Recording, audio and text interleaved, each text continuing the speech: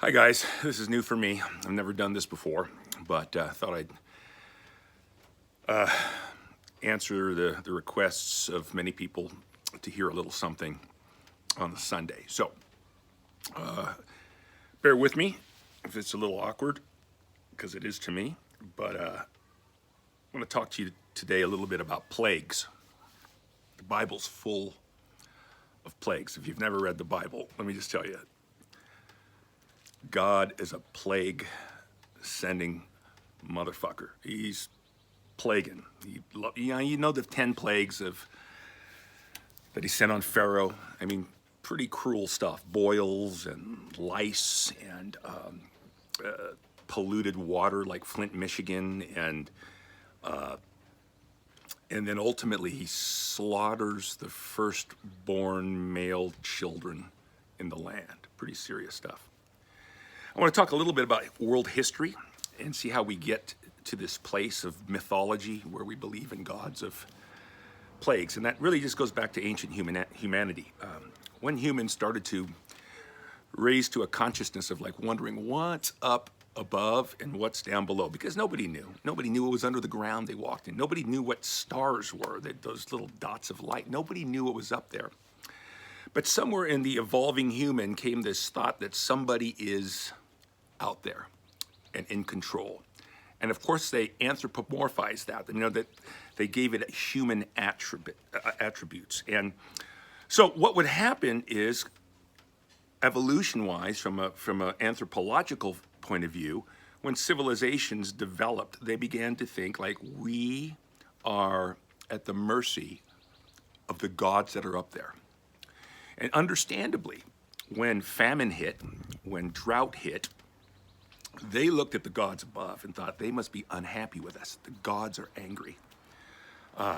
Consequently, as well, when things were going well, they thought, well, we must be doing something to please the gods, so let's please the gods. And that's how they would give first fruit offerings, and they would make offerings to the god. And that got that got way out of control. I mean, when things got bad, they started getting desperate. They started giving blood offerings, animal offerings, human sacrifice, and evolved all the way up to the female virgin, and then to infants. Throw it in the volcano to appease the angry god. That's why we're having a famine right now. Now, initially, the god or the gods were responsible, again, for all that was good and bad that happened in the world. It wasn't until a guy named Zoroaster, an Iranian, thousands of years ago, predating not just Christianity, but Judaism, he founded what we call Zoroastrianism, and he was from the region of Iran. And this guy had a huge impact on world religion because he began to describe God as only good, benevolent, right? I like this dude. He was like, if there's a God, I'm choosing that this God is not capricious. He's benevolent, he's good. Well, how do we explain then the bad things that happened? Well, he birthed that this is a God of creation and he created things, but some of the things he created went bad. So this God named Ahura Mazda, the creator, the benevolent God of all good, created amongst other things this creation called Ahriman. And Ahriman went bad. And Ahriman became the scapegoat, so to say, for all the evil that was happening in the world. And Zoroastrianism saw this as a dualistic battle, a conflict between good and evil, a good God and a bad, lesser God who was created. And ultimately, in Zoroastrianism, the outcome is that the good God is going to defeat evil. And this is a pattern that we see throughout world religions. The Jews, on the other hand, they apprehended that idea of a all-powerful sovereign God. The God of Judaism is in control of it. They were very strict monotheists. And they, like early humanity, believed that their God was in control of everything. So the God of the Jews was a God that rained down terror and horror and also rained down good. And that all had to do with obedience. If you're obeying your God, you're good. Listen, I'm going to read to you. It's kind of lengthy, but it's so freaking cool. I mean, it just tells us where humanity was at back then. It's from the book of Deuteronomy.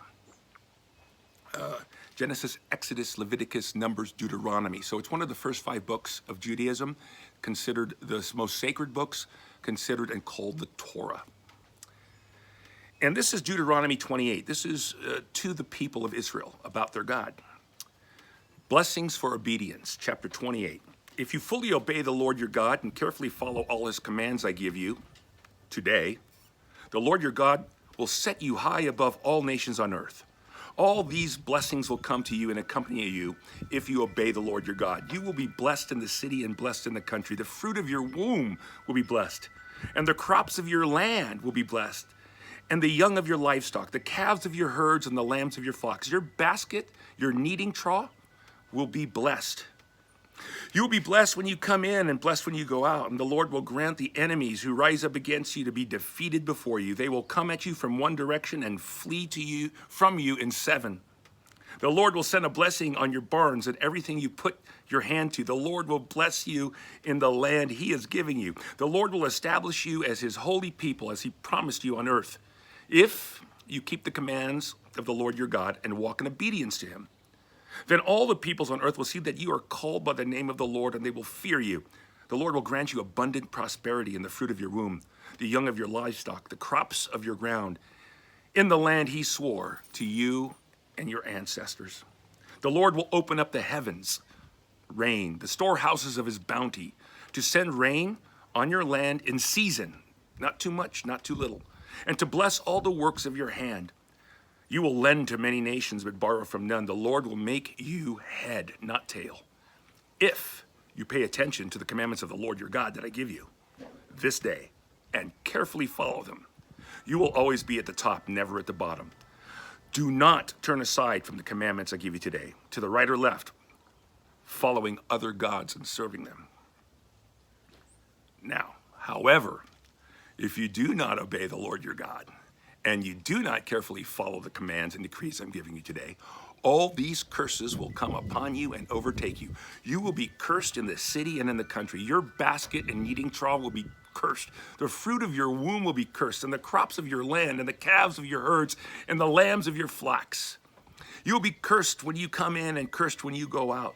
And the Lord will send on you curses, confusion, and rebuke in everything you put your hand to, until you are destroyed and come to sudden ruin because of the evil that you've done in forsaking him. The Lord will plague you with diseases until he has destroyed you from the land that you are entering to possess. The Lord will strike you with wasting disease, with fever and inflammation, with scorching heat and drought, with blight and mildew, which will plague you until you perish. The sky over your head will be bronze, the ground underneath you iron. The Lord will turn rain of your country into dust and powder. It will come down from the skies until you are destroyed. The Lord will cause you to be defeated before your enemies. You'll come at them in one direction, but you'll flee from them in 7. You will become a thing of horror to all the kingdoms of earth. Your carcasses will be food for all the birds and wild animals, and there will be no one to frighten them away. The Lord will afflict you and the boils with the boils of Egypt, and with tumors, those are actually hemorrhoids, festering sores, and the itch from which you cannot be cured. The Lord will afflict you with madness, blindness, and confusion of mind. At midday, you will grope about like a blind person in the dark. You will be unsuccessful in everything you do. Day after day, you will be oppressed and robbed with no one to rescue you. You will be pledged to be married to a woman, but another will take her and rape her. You will build a house, but you will not live in it. You will plant a vineyard, but you will not even enjoy its fruit. Your ox will be slaughtered before your eyes. You will eat none of it. Your donkey will be forcibly taken from you and will not be returned. Your sheep will be given to your enemies, and no one will rescue them. Your sons and daughters will be given to another nation and will wear out your eyes watching them day after day, powerless to lift a hand. A people that you do not know will eat what your land and labor produce, and you will have nothing but cruel oppression all your days. The sights you see will drive you mad. The Lord will afflict your knees and legs with painful boils that cannot be cured, spreading from the soles of your feet to the top of your head. I actually had that once. Jesus. It was called the chicken pox. I had it at 30. It was freaking gnarly. The Lord will drive you and the king you set over you to a nation unknown to you or your ancestors. There you will worship other gods, gods of wood and stone. You will become a thing of horror, a byword, an object of ridicule amongst the people where the Lord will drive you.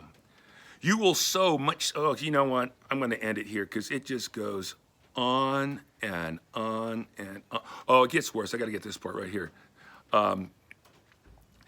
Even the most gentle and sensitive man amongst you will have no compassion on his own brother or wife he loves or his surviving children. And he will not give one of them any of the flesh of his children that he is eating. Okay, cannibalism now. You're going to be cannibals. The most gentle and sensitive woman amongst you, so sensitive and gentle that she would not venture to touch the ground with the sole of her foot, will begrudge the husband she loves and her own son or daughter, the afterbirth from her womb and the children she bears. For in her dire need, she intends to eat them secretly because of the suffering your enemy will inflict upon you during the siege of your cities. So yeah, women and men are eating their own children, their babies. Women are eating their afterbirth. Okay, so you can understand perhaps why a lot of people are not down with the God of the Bible. And I'm one of them, okay? I don't believe the Bible is God's word. I don't believe the Bible is inspired. I think the Bible is an amazing and fascinating book about human history and how we've dealt in our environment and world with mystery.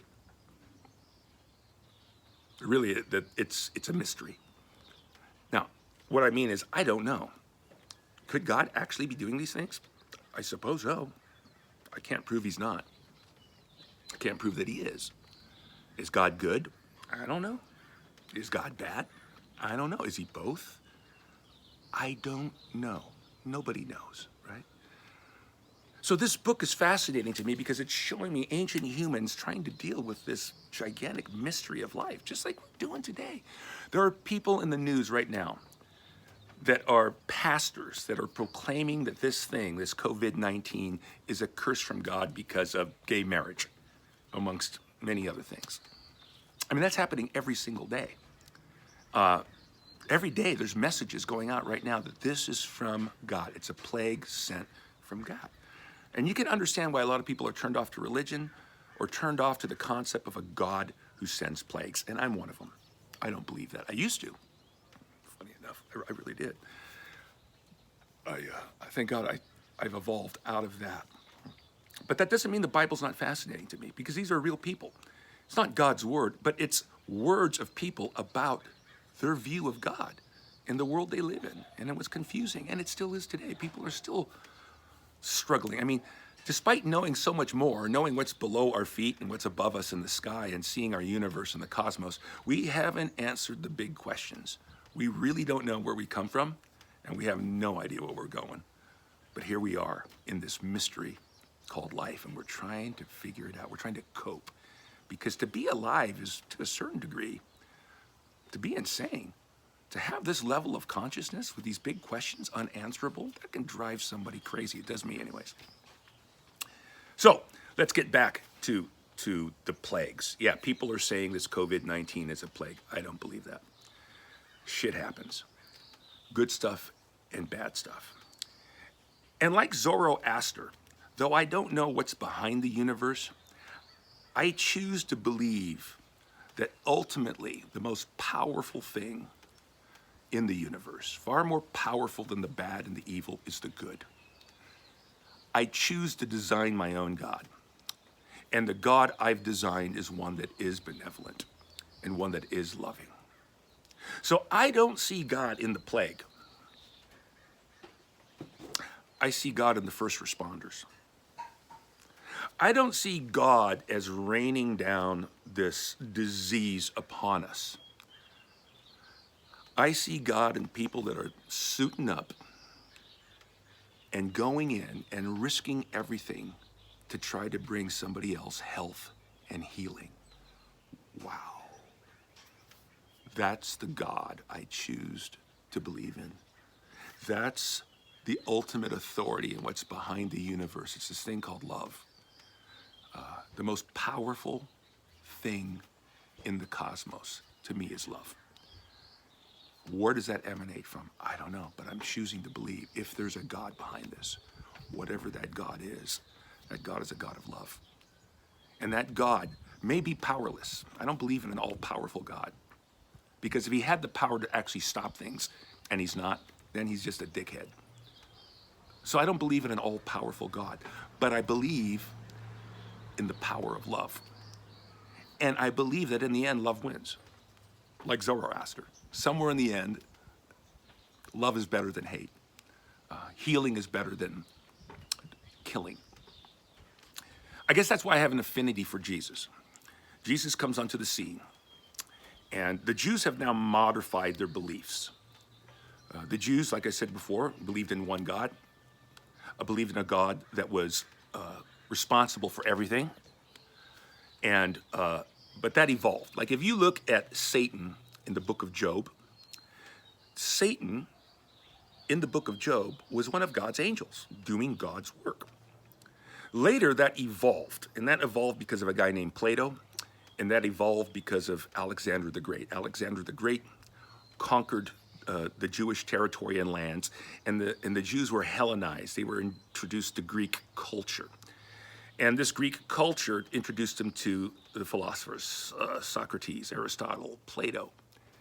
Plato had promoted the idea of eternality, the eternal soul. Original Jews and early Judaism didn't believe in an afterlife. They believed ashes to ashes, dust to dust. You were born, you lived. If you followed God's laws and obedience, you lived long. If you didn't, you got cursed. What was the problem? Well, we saw good people obeying God's laws still get cursed. And we saw really evil people prospering. That was a problem with evil. That was called a theodicy, a problem with evil. How do we reconcile that?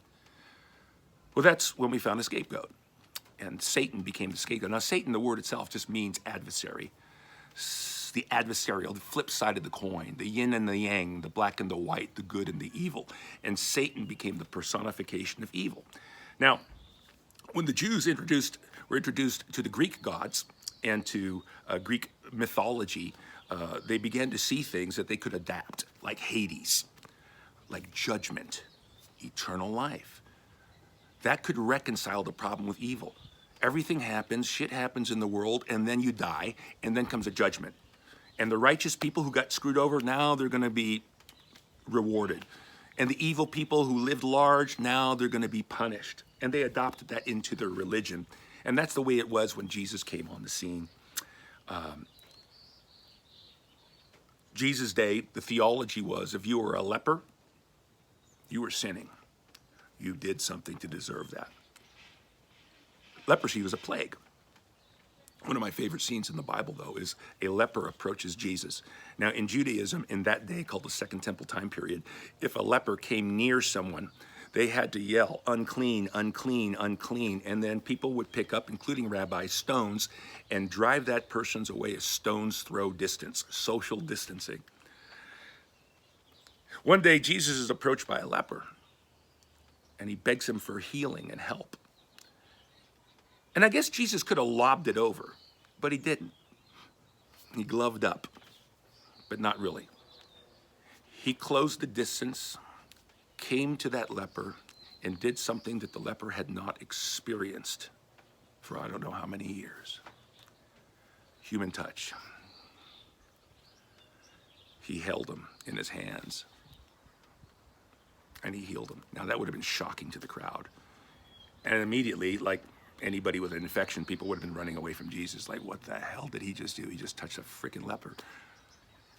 But that's what I see in Jesus. I see in the wake of his passage through earth, a wake of healing, of fixing broken things. It's a beautiful Jewish tradition that has evolved called the Tikkun Olam, the reparation of the world. And we see it active in Jesus.